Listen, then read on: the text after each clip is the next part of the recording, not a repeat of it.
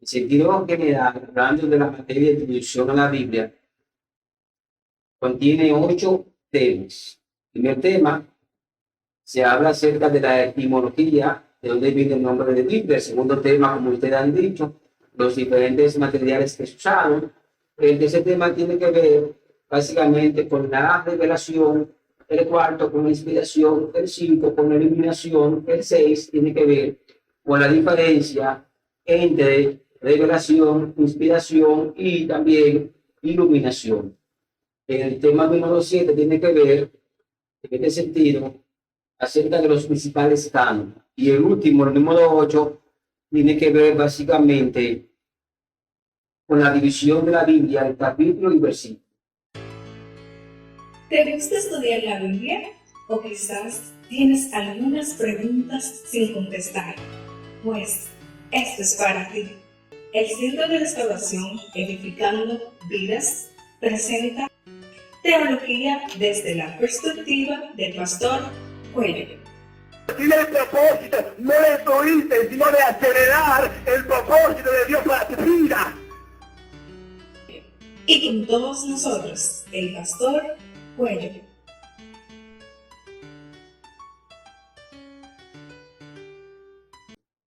Entonces hoy vamos a seguir hablando del primer tema, que tiene que ver con la etimología de la palabra Biblia.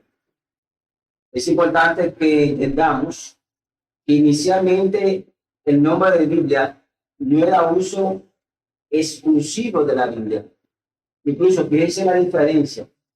Como Biblia, hablando de los diferentes libros que conforman el canon sagrado, hablando del Antiguo y Nuevo Testamento, el término empezó a aplicarse a finales del siglo IV después de Cristo.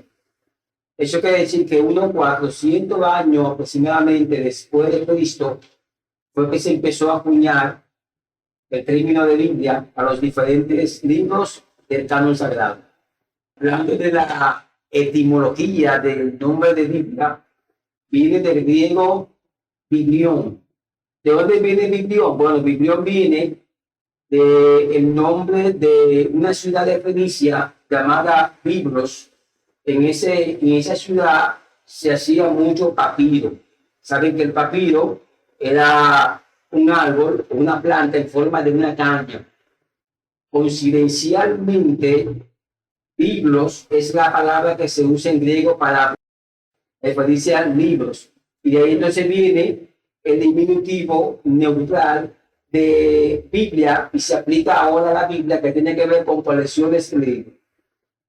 Pero reitero, inicialmente ese nombre no era dado a la colección del libro sagrado, sino que ya para finales del siglo IV que encontramos la referencia de Biblia para referirse al canon sagrado.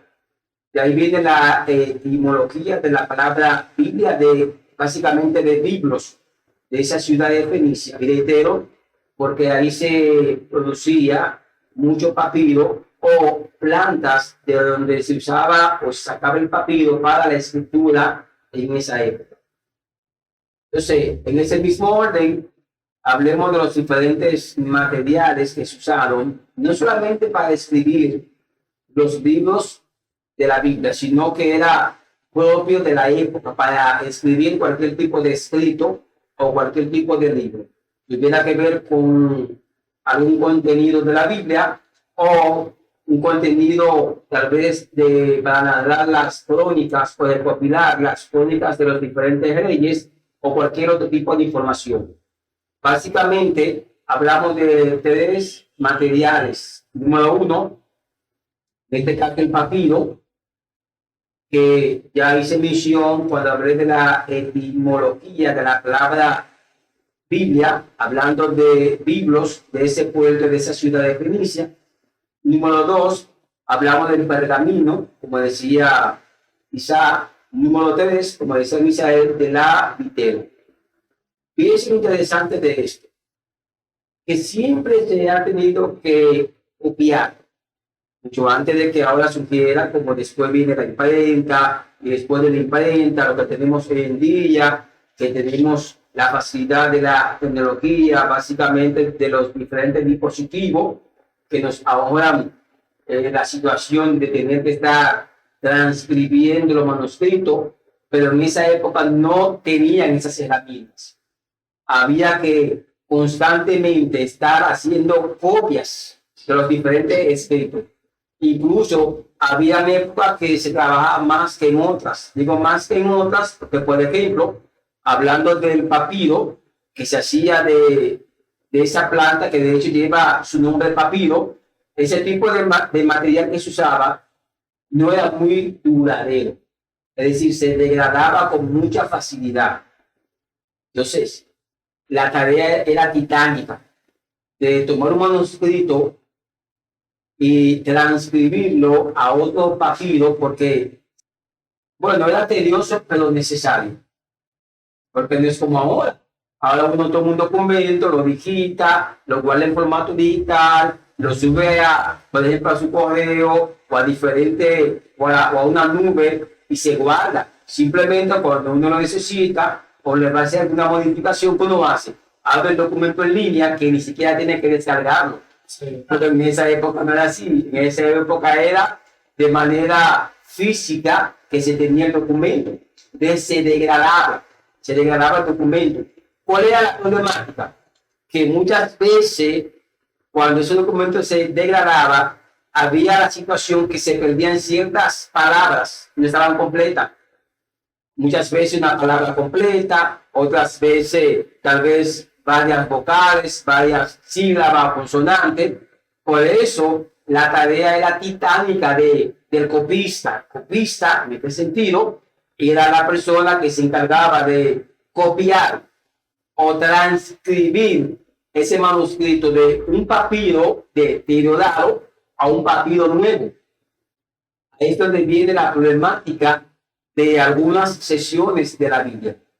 Algunos dicen que en el original no lo dice de esta manera, sino que la palabra ideal era tal, pero claro está que los copistas tenían que ingeniársela. Y de acuerdo al contexto, es decir, cuando un copista tomaba un papiro, independientemente el tipo de copista que fuera, digo copista que fuera, porque la problemática no solamente se daba con el texto, con la Biblia, era con cualquier manuscrito que se retiraba en esa época. Entonces, cuando un copista se encontraba con esa situación de que dentro de ese manuscrito, de ese papiro deteriorado, a esa oración le faltaba una palabra, o le faltaban varias sílabas o varias consonantes, él tenía que, en base al contexto, es decir, en base a las informaciones que rodeaban esa oración, él debía completarla y que tuviera sentido esa oración. Por eso hablamos de una labor titánica. Ahora no, a usted puede teclear, como a veces pasa cuando usted va a mandar un mensaje o teclea un buscador, uno no ha puesto la palabra completa cuando ya la IA completa la frase, completa la oración. En esa época no. En esa época había que buscarle el sentido a esa palabra o a esa oración, a ese párrafo. Por eso, reitero, ese tipo de material, hablando del papiro, dio mucho trabajo. De ahí entonces vino lo que es el pergamino, que para prepararlo era más trabajoso que el pergamino, o que el papiro, debo decir, pero era más duradero escribir en un pergamino que en un papiro. Ahora, el pergamino se hacía de pieles de animales, de ovejas, cabras, entre otros animales. Pero el proceso, ¿cuál era? Se tomaba la piel de ese animal, se limpiaba, como dicen, se rapaba, se le quitaban los pelos, se tendía al sol abierto, y luego que se secaba, entonces encima de esa piedra que se escribía. Y duraba más que, en este caso, que el papiro, porque el papiro es una planta. En esa época entonces era un poco común escribir tanto así hoy en día. se escribía mucho. De hecho, yo creo que si hacemos una comparación con las herramientas que disponemos hoy y las que ellos no tenían, creo que se escribía más, hablando de la escritura a mano, Ok. se escribía más que ahora. Porque cualquier escritor que hace cuando va a escribir una obra, se sienta frente a un dispositivo, teclea y ya. Estamos hablando de la escritura a mano, a pulso. Por eso, guardando distancia en esa época, por las limitaciones de la misma tecnología y de los materiales utilizados, a mano, a pulso, se escribía más que ahora. Entonces, en el pergamino era más trabajoso, pero la escritura duraba más. No era que no se deteriorara, pero duraba un poco más que en este caso, que en el papiro. Duraba más. Si tienen alguna otra pregunta, si no, seguimos hablando del tercer tipo de material. Ya hablamos del papiro, hablamos del pergamino que se hace de pieles de animales, básicamente de ovejas, cabras, entre otros animales. Pero la vitela, que Misael la mencionó en la parte introductoria, la vitela también era hecha de pieles de animales. ¿Cuál era la diferencia? Que la vitela se hacía del carnero. Y diría, bueno, pero ¿qué es un carnero? El carnero, a diferencia de la oveja, era el macho. Era más de lujo escribir en vitela, se teñía de púrpura, de morado. Y yo no conseguía el tiempo usado. Aparte del oro, para escribir, en este caso, en la vitela, recuérdate que el ser humano siempre será ingeniado. En este caso, cogía, por ejemplo, lo que era el óxido del metal, lo mezclaban, entonces así podían escribir. Ellos usaban elementos naturales, luego procesaban, en este caso ya hice mención del oro, el óxido, pero de verdad que no usaban tinta de otro tipo de material. Y en esta época, ¿cómo los escritores eran vistos? Había personas en específico o el que quisiera poder escribir. Bueno, básicamente en sentido general cualquiera escribía. Ahora, la carrera de copiar no la hacía todo el mundo. Vamos a dividir. Por ejemplo, recuerden que yo había dicho de que las crónicas de los reyes se registraban.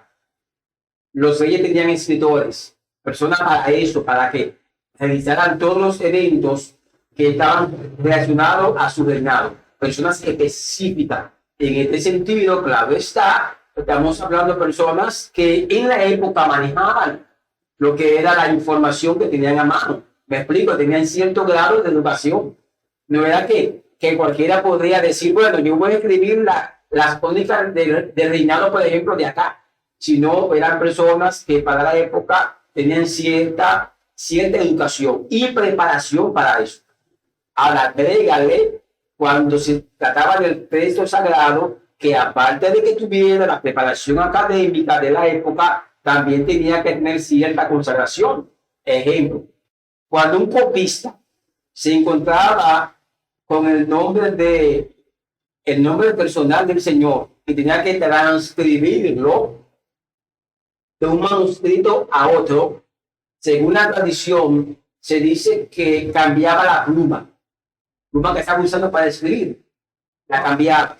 Pero aparte de que cambiaba la pluma, se dice que se bañaba 7 veces, porque entendía que iba a escribir el nombre del Eterno.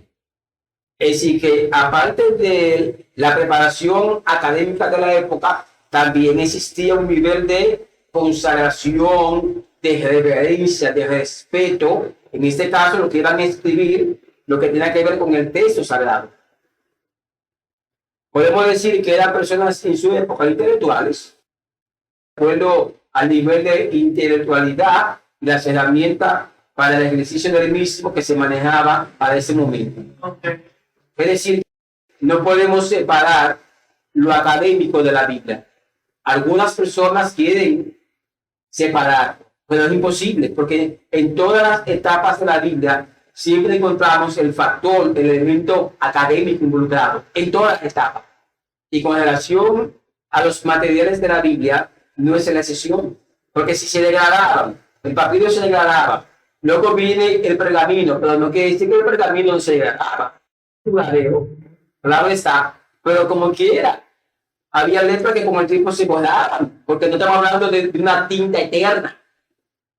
Era una tinta que con el tiempo también se iba borrando. De manera que había que, aún así, aunque fuera un pergamino, había que estar transcribiendo cada cierto tiempo esos manuscritos sagrados. De manera que, reitero, es imposible separar lo académico de la Biblia. Y cuando alguien separa lo académico de la Biblia, es un indicativo de que carece de ciertas informaciones. Y al carecer de la misma, pudiera asumir que en la Biblia el elemento académico está extinto. Y esto es lo contrario. Sino con la vitela. La vitela era más de lujo por lo que implicaba. Era tomar un macho, que generalmente los machos no se sacrificaban, generalmente. Digo en el sentido cuando ya estaba seleccionado para reproducir, en este sentido. Tomar un macho, entonces pintar ese cuero de púrpura, color dorado, que recuerden que la púrpura, bueno, hay ese camino de fuerza. La púrpura se mezclaba y se usaba también como una tinta. La púrpura, la tinta que soltaba, era un color como morado y se usaba también para escritura, pero en el caso de la vitela, se usaba para teñir el cuero, para entonces encima de ese color escribir. Entonces, básicamente, con relación a la recopilación de la Biblia, se usaron esos tres materiales. O sea que en el animal sacrificado, la piel del animal, se le ponía la tinta morada a él. Y luego se escribía. En este caso, el color púrpura, que venía siendo, se tenía de púrpura un color morado. Ah, ok. Pero recuerda que los animales no se sacrificaban directamente para eso, salvo en un caso, por ejemplo, un carnero que se hiciera. Pero recuerda que en esa época se vivía de la ganadería y era común que se matara una oveja, era común que se matara una cabra, era común que se matara un cabrito. Sí. Aparte que era común que otro animal en la cadena alimenticia matara a otro animal. Es decir, que era la materia prima del momento, no era que exclusivamente para escribir se mataba ese animal. Aunque se pudiera dar el caso de un carnero que se hiciera para eso, para el asunto del material de la vitela. Ahora, muy pocos materiales se recopilaron o se escribieron en la vitela porque decía que era más de lujo que otra cosa, porque era costoso. Generalmente la mayoría se escribía en el pergamino. En ese tiempo yo me imagino que había animales en abundancia, porque aparte de la escritura que se utilizaba, esos animales también se utilizaban para hacer ropa y calzado y cosas así. Claro, es que la piel de animal era una materia prima, prácticamente en la época universal, en la época. No es como ahora que ya tenemos una serie de opciones, que ya la piel de animal, algunas personas o algunas empresas ya lo utilizan para cierta prenda. Pero en esa época era una de las materias prima universal. Yo sé que tal vez algunos han pensado en las dos tablas que recibe Moisés. Recuerden que inicialmente esas dos tablas, él las recibe los mandamientos escritos en la famosa piedra. Sí. Sin embargo, estamos hablando de la recopilación de la Biblia. ¿Notaron la diferencia? Una cosa es cómo llegó la revelación y otra cosa es cómo se recopila la revelación. Entonces, de eso que estamos hablando, de la recopilación de la revelación. Por eso es que no hablamos en ese contexto de las piedras del testimonio, las dos piedras del testimonio que Moisés recibe. Porque Moisés recibe revelación. No hablamos de recopilación. Ahí termina un conflicto entonces para pasar, ¿cómo lo puedo decir? Pasar la piedra donde escribió Moisés al papiro. Bueno, la secuencia, Moisés la recibe inicialmente, después se supone que la rompe, y después tiene que escribirla, y obviamente, claro, para poder recopilarse en la Biblia, alguien tuvo que tomar la información. Algunos dicen que fue el mismo Moisés, otros dicen que no fue Moisés, que hoy no vamos a tocar ese elemento, pero el punto es que fuera o no Moisés, alguien tuvo que copiar. Entonces, podemos decir un copista, fuera o no Moisés. Un dato interesante sobre los mandamientos, que generalmente, y en este sentido no hablo ya de los 10 mandamientos, de acuerdo a Éxodo 20, porque Moisés recibe 10 mandamientos en las 2 tablas, pero no fueron 10 mandamientos en sentido general que Moisés recibe. Reitero, una cosa es los 10 mandamientos que Moisés recibe en las 2 tablas, y otra cosa es todos los mandamientos que Moisés recibe. Son 2 cosas diferentes. Moisés en total recibe 613 mandamientos. Vamos a usar la lógica.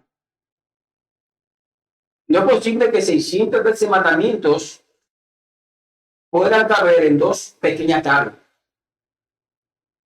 Por eso es que los mandamientos que Moisés recibe en las 2 tablas son los 10 mandamientos registrados en Éxodo 20. ¿Cuál es la diferencia? Que los mandamientos de Éxodo 20 básicamente son 10 mandamientos que tienen que ver de manera directa entre la relación de Dios y el hombre. Mientras que los demás mandamientos, hay mandamientos ahí de qué? Mandamientos sobre la tierra, mandamientos sobre el matrimonio, mandamientos sobre que tiene que ver con la salubridad del pueblo, mandamientos, por ejemplo, cuando una persona tenía lepra, que tenía que ser expulsado los días del campamento, en fin, una serie de mandamientos. Incluso mandamientos cuando una mujer daba luz un varón o daba luz una hembra, mandamientos cuando el sacerdote entraba en contacto con un fallecido y demás, en fin.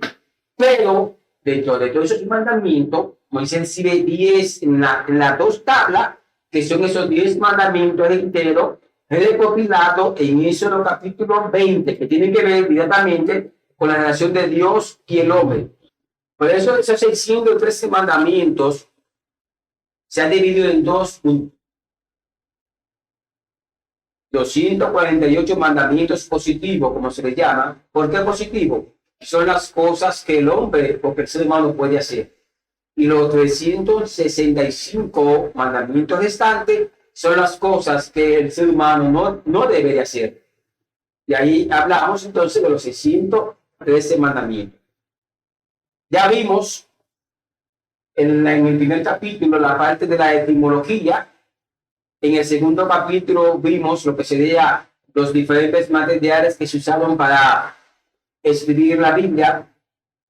Vamos a entrar al tercer capítulo, el que tiene que ver con la revelación. ¿Tienen alguna pregunta de los 2 capítulos anteriores? ¿Algún comentario? Todo quedó bastante claro. Nosotros entendemos. Ok, en este mismo orden, entonces podemos hablar de revelación. Hay varios términos que se usan para revelación. Fíjense, una cosa es la revelación con relación a la recopilación del texto. Y otra cosa es la revelación convencional. Digo convencional es como hoy se maneja el término de revelación. Porque hoy a todo lo que el ser humano recibe se le llama revelación. Con relación a la Biblia, no me refiero a esa revelación. Me refiero a la que tiene que ver con la recopilación, o debo decir, tiene que ver inicialmente con la revelación plena o general, y 2, con la revelación particular o parcial. Antes de dar a estos 2 elementos, hablemos rápidamente de la etimología de la palabra revelación. En este caso, me voy a basar solamente de la palabra griega porque es la que en realidad se utiliza para referirse con relación al texto sagrado. Hay, por ejemplo, una palabra latina que se usa mucho, es la palabra revelatio. Hay un sustantivo que es de velar, que tanto el sustantivo de velar como la palabra latina revelatio tiene que ver literalmente con quitar el velo, algo que está oculto y entonces descubrirlo. Quizás, Sí, lo mencionó, pero básicamente eso mismo, desvelar, descubrir algo. claro. Pero la palabra que más me interesa es la griega, porque todo lo que vamos a ver con relación a la revelación descansa básicamente sobre la palabra griega. Ustedes van a decir, ¿cuál es la diferencia? Bueno, la diferencia es que esa fue la que se usó en realidad. Porque recuerden que el Nuevo Testamento se escribe en griego, no en latín. Y revelatio es una palabra latín. Develar es un sustantivo también que se desprende del latín. Pero la palabra para revelación es la palabra griega apocalipsis o apocalusis, que de hecho apocalipsis es el nombre que se le da al último libro de la Biblia, hablando de revelación. Entonces, apocalipsis es lo que significa, o apocalipsis, revelación. Ahora, interesante, porque a pesar de que hay un libro de la Biblia que lleva ese nombre, pero se da un caso característico con el término apocalipsis o apocalipsis, igual que el caso que se da con la palabra Biblos o Biblia. Recuerda que yo le decía cuando hablaba de la etimología que la palabra Biblia empezó a aplicarse a la colección de los libros sagrados a finales del siglo IV después de Cristo. Ahora, eso pasa en el sentido con la palabra revelación, que no habla del siglo IV con revelación, sino que inicialmente la palabra apocalipsis no era de uso exclusivo religioso, sino que simplemente cuando se iba a hablar de revelación se decía apocalipsis o apocalipsis.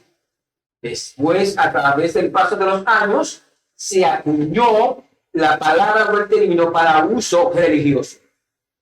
Visivamente, No exclusivamente, sino ya se le dio el matiz religioso. ok. Porque recuerda que apocalipsis es una palabra aparte del vocabulario griego. Ok. Es decir, que tomó como la identidad de Dios. Exacto. Ese mismo caso, por ejemplo, guardando distancia, porque ahora hablo del hebreo, es el mismo caso de la palabra ungido, que en hebreo es la palabra Mashiach. Y esa palabra es de uso exclusivo religioso, es así. Pero cuando tú vas al griego, algunos dicen que la palabra equivalente para Mashiach sería la palabra Christus. Pero ya esa palabra no es solamente de uso religioso. Se aplicó, se acuñó la palabra Christus para uso religioso. Porque recuerden que el idioma griego era el idioma universal en esa época, en la época de Cristo. Pero ya en el caso del hebreo, para uso exclusivo, para hablar de ungido o el ungido del Señor, se habla de Mashiach, o para decir el ungido decía Mashiach, el ungido. Por eso estamos hablando de la diferencia. Ahora, ya en el griego, volviendo a la palabra apocalipsis o apocalipsis, revelación, al pasar el tiempo, se le dio el matiz religioso. Y alguien entonces pudiera decir ahora, cuando habla de apocalipsis, apocalipsis es un término religioso. No, inicialmente no. Apocalipsis o apocalipsis es un término que es parte del vocabulario griego. Aunque al pasar el tiempo se acuñó como de manera exclusiva a lo religioso, pero no era que no se usaba de manera general. Es el mismo caso que se da con la palabra apologética. Apologética no es de uso exclusivamente religioso. Por eso se dice apologética bíblica. Es lo mismo que pasa con hermenéutica. Hermenéutica no es de uso religioso, son palabras griegas. Y homilética son palabras griegas. Por eso cuando se va a hablar de con relación a la Biblia se dice hermenéutica bíblica, para que la gente sepa que se está hablando de hermenéutica pero bíblica. Escucha en lo secular, que van a preparar un sermón, van a dar una charla, van a... Porque son usos generales. De manera que saliendo ya de la etimología de la palabra revelación, Ahora sí podemos entrar a explicar y a darle respuesta más amplia a la pregunta de Maura cuando ella decía que si toda la Biblia no fue revelada. Vamos a dividir la revelación en dos categorías. Dos categorías. Número uno, la revelación plena o general. Número dos, la revelación particular o parcial. Hablemos primero de la plena. Cuando hablamos de plena y completa, como ella decía, hablamos de la revelación de todo lo que Dios reveló. Todo. Todo. Esa es la revelación plena. Esa es la revelación general. Por ejemplo, la Biblia dice que no, recuerden que hay uno que es enos, que es lo que es eno en la Biblia. El eno, que termina con C, la Biblia dice que caminó con Dios y fue traspuesto para doble muerte. ¿Ustedes no creen que Dios algunas verdades le dijo a él no? Pongo otro caso. Ustedes recuerdan cuando Abraham vino de la victoria, que liberó a su sobrino Lot. ¿Quién salió al encuentro de Abraham? Y Abraham le dio los diezmos. ¿Quién? Recuerden, Melquisedec, sacerdote y rey de Salem. Entonces, ¿ustedes no creen que algo Dios les reveló a Melquisedec? Por supuesto. Porque Abraham le entregó los diezmos a Melquisedec. Los diezmos que era para Dios. Abraham se lo entrega a Melquisedec, rey de Salem. Entonces, algún tipo de comunicación hubo entre Melquisedec y Dios. Vuelvo a él, no. Algún tipo de comunicación hubo entre no y Dios, que Dios plasma en la Biblia que él no caminó con él y él traspuso el no para que no hubiera muerte. Dios le dijo el no. Pero lo que menciona es otros casos, porque fueron personas que la Biblia lo marca cuando lo menciona. Eso no quiere decir que no hubo otros casos de personas que Dios algo le dijo, algo Dios le mostró, algo Dios le reveló, algo le comunicó. Reitero, hay un sinnúmero de información revelada. Esa es la revelación plena. Eso es lo que se llama revelación completa. Todo lo que Dios, desde la creación de Adán hasta hoy, Dios ha revelado. Eso es revelación plena. Ejemplo, ¿cuántas cosas el Señor le dijo a Adán? ¿Quién sabe? No es descabellado pensar que aparte del mandamiento que Dios le dice a Adán que no coma del árbol, porque el día que coma del árbol iba a morir. ¿Quién sabe qué otras cosas más Dios le comunicó a Adán? El punto es que hay una serie de informaciones reveladas. Eso es lo que llamamos revelación plena, completa, todo lo que salió de la boca de Dios, que el Señor se lo reveló a los tales. No hay cosas que pasaron, que personas no tenían conocimiento y Dios se lo reveló, que no estaban nacidos en esa época.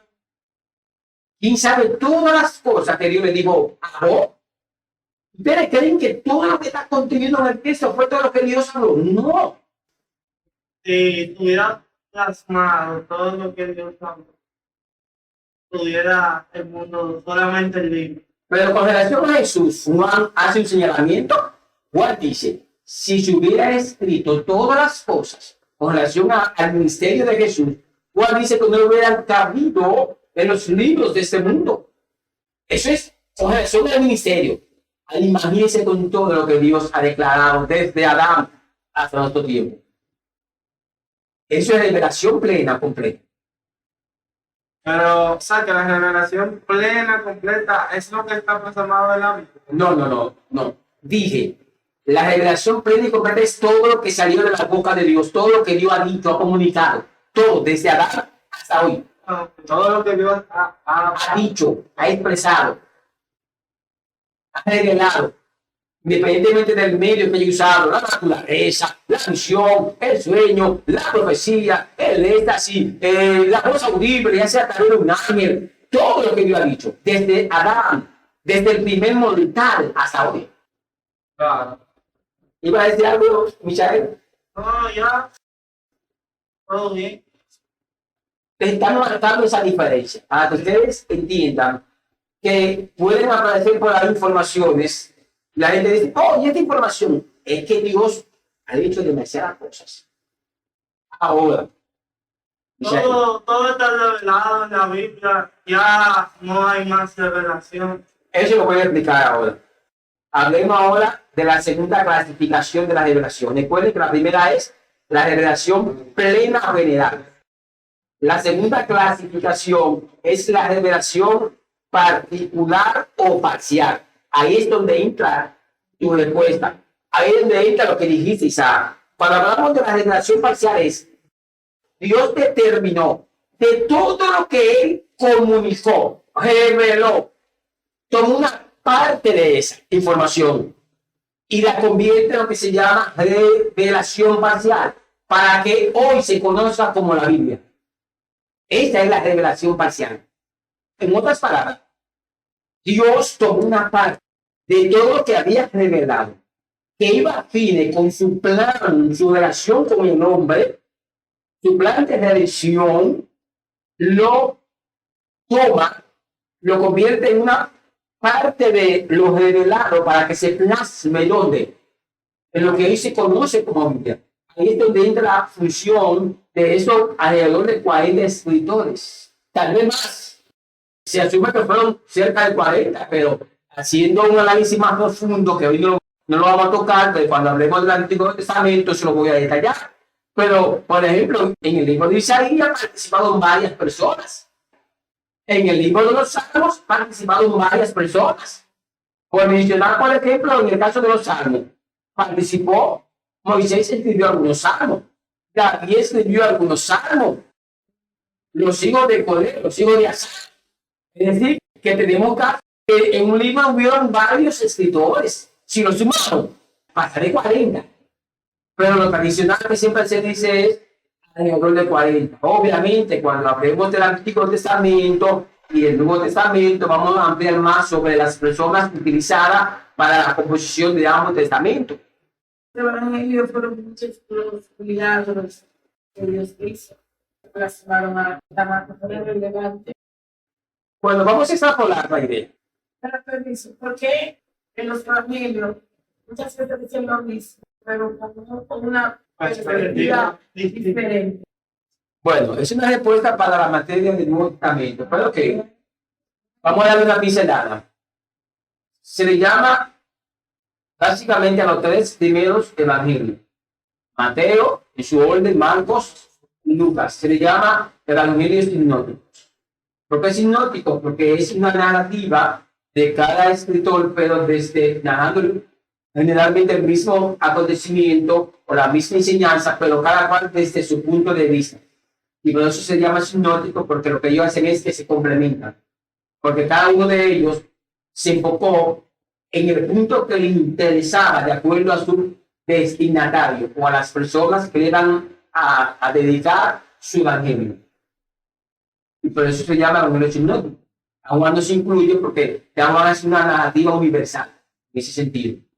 Igual que podemos poner dice los tres, vamos a poner noticias, pero para hablar de lo que el periódico lo mande. Exacto. Por eso es que se recomienda cuando se esté estudiando o se vaya a hablar de un evento de enseñanza en la Biblia, básicamente de los evangelios sinópticos, que se vea el hecho o la narrativa en los tres evangelios, porque ellos se complementan. Decía, extrapolando lo que estaba hablando de la revelación, en este caso parcial o particular, imagínense en este tiempo. Ustedes reciben muchas revelaciones. Dios viene y te revela sobre tu futuro ministerial, te revela sobre tu esposa, te revela, por ejemplo, sobre lo que va a pasar en el país. De repente Dios te dice, yo quiero ahora que de todo lo que yo te revelé, únicamente tú escribas un libro, lo que tiene que ver con el futuro del país. Únicamente, no me escribas otra cosa. Ahí no me menciones lo que yo te hablé de tu familia, tu esposa, de tu futuro ministerial. No, únicamente tú vas a escribir lo que tiene que ver con el futuro de la nación. Eso es revelación particular. Dios reveló todo lo que él quiso, porque recuerden, señores, habían cosas personales de una nación. Y Dios dice, no, ustedes van a tomar todo lo que tiene que ver con el plan de salvación. Y ahí es donde entra, dentro de la revelación particular, entra la inspiración. Que cuando hable de inspiración voy a detallar. Es decir, Dios inspira a los escritores para que dentro de toda la información que ellos manejaban, toda la información, cuáles iban a seleccionar. Concluyo el ejemplo o el tema con el libro de Crónicas. ¿Ustedes lo han leído, el libro de Crónicas? ¿Cómo ustedes creen que se escribe el libro de Crónicas? Dije el libro porque inicialmente en la Biblia hebrea, la Crónicas es un solo libro. La Septuaginta, cuando traduce del hebreo al griego, es que lo divide en primera y segunda de Crónicas. Así como pasa con el libro de Samuel, el libro de Reyes y otros casos más como Nehemías y Esdras. ¿Cómo ustedes creen que se escribe Crónicas?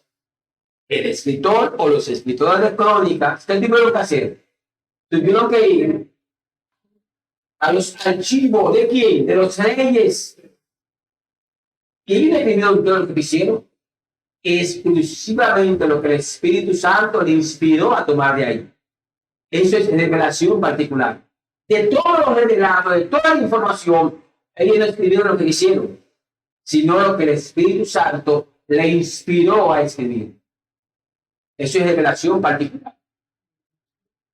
Ahora, como decía Michael, eso no quiere decir que va a aparecer una persona o un manuscrito viejo y la gente va a decir, no, esto tiene que ser parte de la Biblia.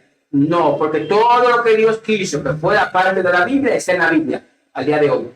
Por eso se dice que esa revelación particular se selló con el libro de Apocalipsis, que es el último libro de la Biblia. Se selló.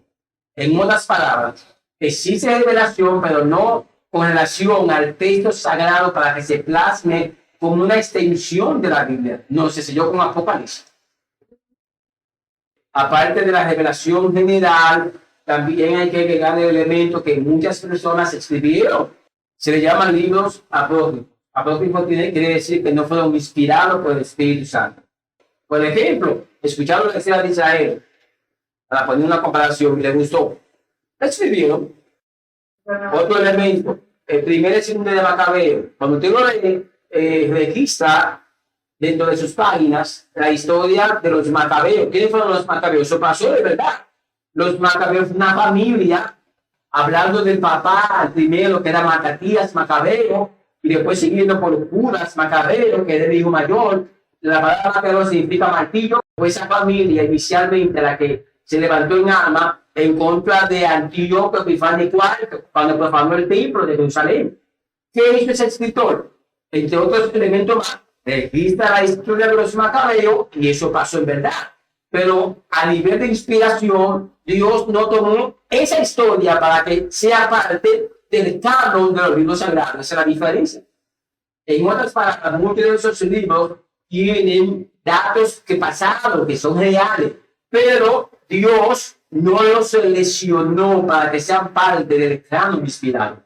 De manera que para fines de consulta se pueden usar, pero no como libros que fueron inspirados por Dios para que sean parte del canon. Y ahora decir que son una extensión de la Biblia. No, la Biblia se selló con Apocalipsis.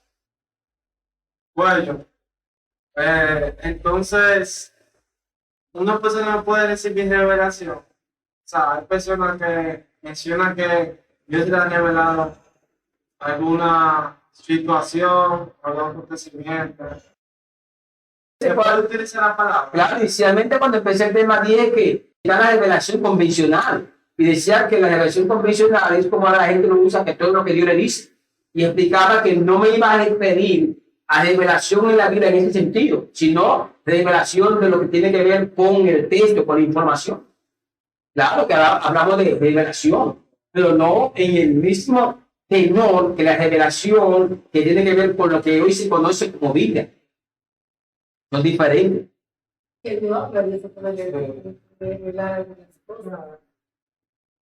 Entonces, dentro de ese mismo capítulo de la revelación, ya vimos la etimología, ya vimos la revelación sino clasificación, la plena o general y la particular o parcial. Ahora veamos la metodología que Dios usó para traer la revelación.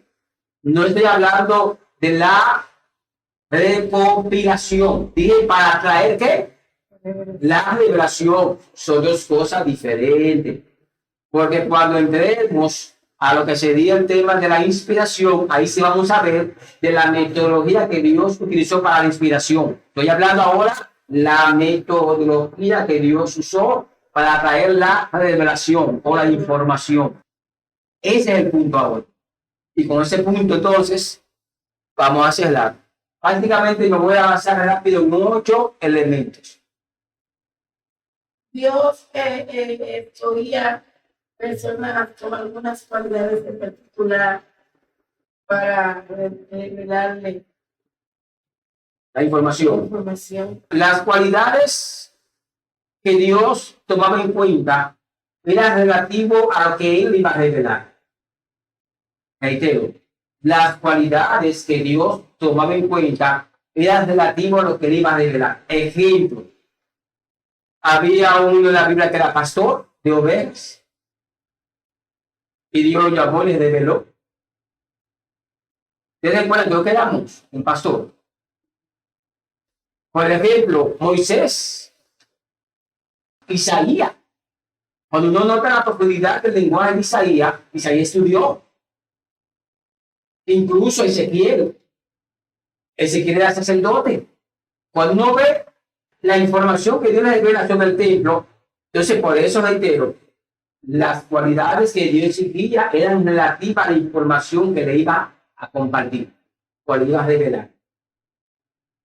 En ese mismo orden decía que iba a mencionar 8 elementos que son parte de la metodología que usó el Señor para traer la revelación. Número 1, hablemos de visión. 2, éxtasis. 3, en ese mismo orden, sueño. 4, rema. 5, logo. 6, en este caso, profecía. 7, ¿qué más? Bueno, vamos a hablar como 7 los elementos de la naturaleza. Y 8, aunque en el 8, en el manual ustedes van a encontrar profecía, pero no importa el orden, lo importante es que voy a mencionar los 8, la voz audible. Empecemos en este caso, con la visión. La visión tiene varias ramificaciones y muy pocas personas manejan las diferentes ramas que tiene la visión. Entonces, en ese mismo orden, hablando de la visión, hay varios tipos de visión. Está la visión física, está la visión física espiritual, está la visión espiritual y dentro de 4 está la visión de transportación. Es probable que solamente toque la visión. Entonces hablemos de la visión física. Es importante saber que nuestro cerebro, en cuanto a funciones, está dividido. No es que tenemos 2 cerebros, sino que en cuanto a funciones, está dividido. Hay una parte del cerebro que es la que se encarga de procesar las informaciones y proyectarlas como imágenes. Con esa parte me quedo. Esa es la visión física. Es decir, que es natural, es normal que una persona, sea o no creyente, tenga visión. Hablo de la visión física. Me explico, es natural que en un momento dado, no estoy hablando de sueño, es natural que en un momento dado alguien cierre los ojos y en su mente se proyecte ciertas imágenes, porque es una función normal de una parte del cerebro, de tomar las informaciones y proyectarlas, como si fuera técnicamente un holograma en la mente. Eso es algo natural, algo normal. Eso no tiene nada que ver con espiritualidad, porque es una función neta del cerebro. Ahora, dentro de las visiones, entonces ya para hablar de lo que es la revelación de la Biblia como tal, hablemos de la visión física espiritual. ¿Cuál es la diferencia? Mientras que la primera, la visión física, es algo normal para todos los seres humanos, ya la física espiritual, ahí interviene Dios, donde el Señor va a colocar informaciones en esa parte del cerebro que se encarga de hacer las proyecciones o el holograma para que proyecte internamente, escuche, internamente en esa mente lo que el Señor quiere mostrarle o revelarle a esa persona. Ese es un mecanismo que Dios utiliza para la visión física espiritual. Es decir, Dios se vale del proceso natural de la mente o del cerebro para procesar información y Dios coloca esas informaciones. O, en su defecto, muchas veces suele utilizar también esas informaciones que ya están guardadas. Es decir, que Dios no te da el proceso, No, sino que lo utiliza. sino que lo tiene. Dios, Para darle un holograma, como usted dice, una persona específica, y por eso de algo que no está pasando en el mundo físico, para que él lo pueda visualizar. pero reitero, también toma informaciones que ya están grabadas, Sí. pero también coloca informaciones que no están. Es decir, que esa visión física espiritual se puede dar Dios usando informaciones que ya están en tu cerebro, como informaciones que no están, colocarla. Por eso es que la física espiritual Dios se la puede dar a cualquier persona, sea o no creyente. Porque Dios lo que va a usar es el mecanismo natural del cerebro de proyectar imágenes internamente. Eso es lo que Dios va a usar. Necesariamente para ese tipo de visión, el Espíritu Santo no tiene que habitar dentro de una persona para Dios proyectarlo. Por eso es que en ese tipo de visión físico-espiritual, el enemigo puede dar visión a un creyente. Y no es porque esta entidad demoníaca esté dentro del creyente. ¿Qué es lo que hace el enemigo? Que desde afuera lanza lo que Pablo llama dardo de fuego a la mente del creyente. Y eso dardo contiene las informaciones en virtud de la imagen que el enemigo quiere proyectar en la mente de ese creyente. Y ese creyente asume, entiende automáticamente que está recibiendo una visión de Dios, y ahí entra la confusión. Por eso, para poder cuidarnos de esas cosas, necesitamos la activación del don de discernimiento de espíritu, que es el que se encarga de decirlo, no, esa visión, aunque es física y espiritual, pero no proviene de Dios. Esas informaciones fueron plantadas en tu mente. Un paréntesis en cuanto a ese don. Este don lo pueden recibir, lo podemos recibir todos los creyentes, sí, en virtud de nuestra disposición. Claro que sí. Es que ese es el don que hace la función de juez, de filtro. Lo que pasa es que no se le da mucha relevancia, porque ustedes saben que el que tiene ese don, generalmente ese don lo que te trae el problema. Entonces, reitero, el que tiene ese don, no el que tiene, el que opera en ese don, generalmente se busca problemas. Porque tú pararte en un púlpito, o tú decir, no, esa profecía no viene de Dios, es un problema. Entonces, si ese sueño no viene de Dios, es un problema. Esa visión no viene de Dios, es un problema. Por eso implica tener el seguimiento espiritual. Pero que generalmente la gente no pide ese don, porque primero es un problema. Segundo, ese don no te da like, te da rating. Es un punto importante. Pero el don de profecía, el don de milagro, de sanidad, eso da rating. Usted lo usa. Pero tú decides en un lugar que Dios no es que se está moviendo. Oye, te van a pelear. Te van a pelear. Tomando la visión físico-espiritual. Por eso el enemigo puede colocarlo. Ahora bien, tenemos otro tipo de visión. Tenemos la visión espiritual. Mientras la físico-espiritual, escuche bien, mientras la físico-espiritual hay que cerrar los ojos, en la visión espiritual no hay que cerrar los ojos.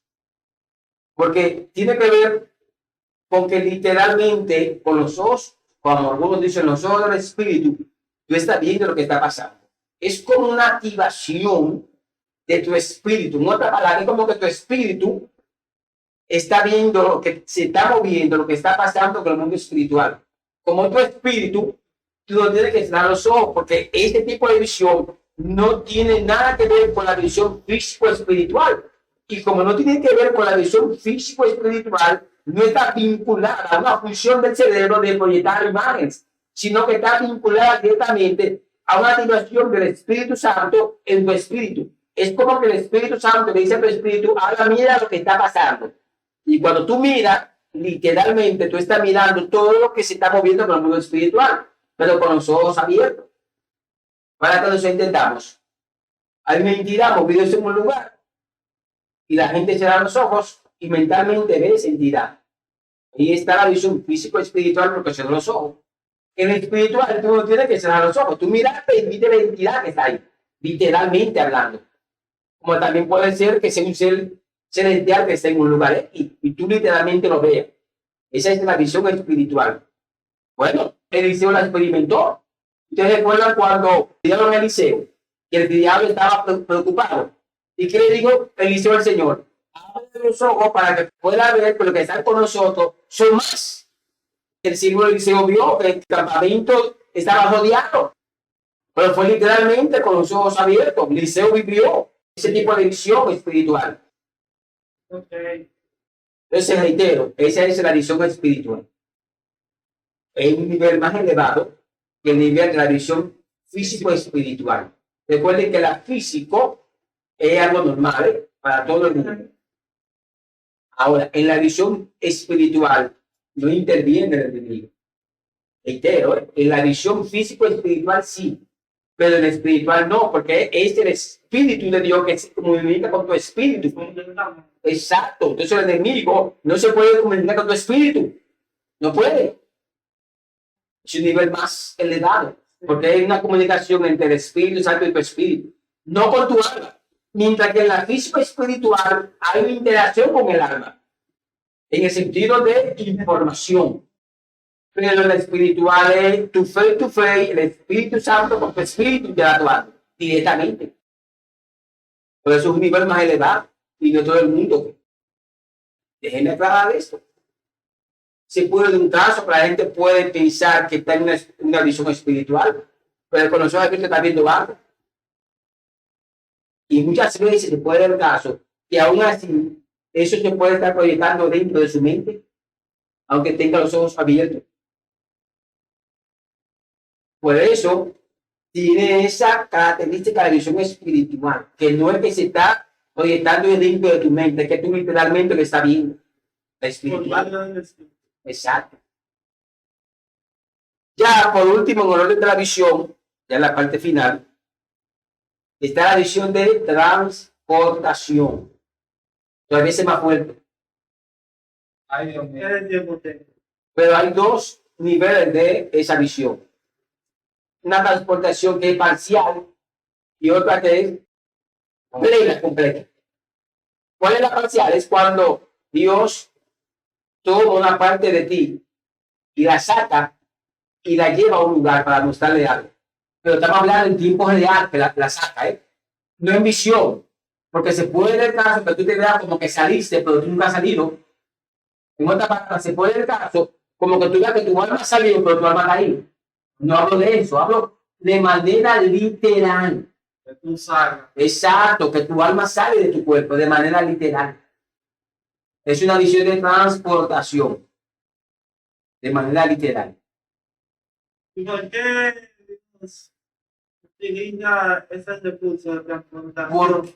Pudiendo usar el espiritual, ¿cuál es el propósito? El propósito es que hay lugares, hay escenarios, porque recuerda que la visión de transportación te va a mostrar cierta información que tú tienes que hacer en el lugar de los hechos. Porque se está viviendo en tiempos reales. ¿Qué entiendan? Déjenme aclarar. En la visión físico-espiritual, no necesariamente lo que se está proyectando dentro de tu mente se está viviendo en el momento. Puede ser que ya se haya vivido o se va a vivir después. No necesariamente se está viviendo en el momento. Pero la visión espiritual, lo que tú estás mirando en ese momento se está dando. Pero la visión de transportación, a ti te llevaron es porque eso está dando ahí. Y yo quiero que tú lo veas ahí. en tiempo real. Por eso que saca tu alma o el elemento que él entiende que debe sacar y lo lleva a ese lugar, literalmente. Y eso está pasando en tiempo real. No hay un retraso como en las transmisiones de 30 segundos. Las transmisiones online, no se está viviendo en tiempo real. Y como tú estás aquí, ejemplo, lo que se está viviendo es, por ejemplo, donde en el segundo cielo, y sin ser descabellado, lo que se está viviendo en el planeta Venus. Porque hay una entidad ahí, por poner un caso hipotético. Tú estás aquí en la Tierra, ¿qué hace Dios? Toma una parte de ti y la transporta, la lleva a la velocidad de qué? De más allá de la velocidad del sonido, de la luz y el tiempo, y la lleva ya a Venus. Usted sabe que hay millones y millones de kilómetros entre Venus y la Tierra. Y Dios, en acción de segundo, la lleva allá. Porque Dios quiere que tú veas lo que literalmente esas entidades están haciendo en Venus, en ese planeta. Por eso que tiene que sacarte y llevar. Porque en tiempo real la vivencia. Pero como no está aquí en tu entorno, tiene que llevarte al lugar de los hechos. Entonces, hay una transportación muy poca gente. Si es fuerte el espíritu, imagínate ese. Ese es más fuerte. Hay una transportación que es completa, donde Dios lleva el ser humano completamente. Completamente lo lleva. Sí, completamente. Oh, pero Dios lo hizo con Ezequiel. Y también con Felipe. No, con Felipe no. Explico por qué ahora. No, voy con Ezequiel. ¿Dios llevó a Ezequiel? Oh, ¿te das cuenta que Dios trasladó a Ezequiel? Sí, pero no, Ezequiel dice que lo llevó en el espíritu. Ezequiel 37, no hablo de Ezequiel 37. No hablo del valle de hueso seco, que Dios lo toma y lo lleva a un lugar donde estaba el pueblo. Y dice que Ezequiel duró, creo que fueron 7 días mudo en el lugar. Y después de 7 días dice que le llegó palabra de Jehová a Ezequiel. Dios llevó un cuerpo, alma y espíritu a Ezequiel en ese lugar.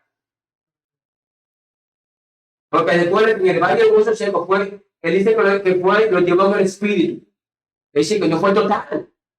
Pero esa que yo hago referencia, lo llevó técnicamente de manera plena, de manera completa.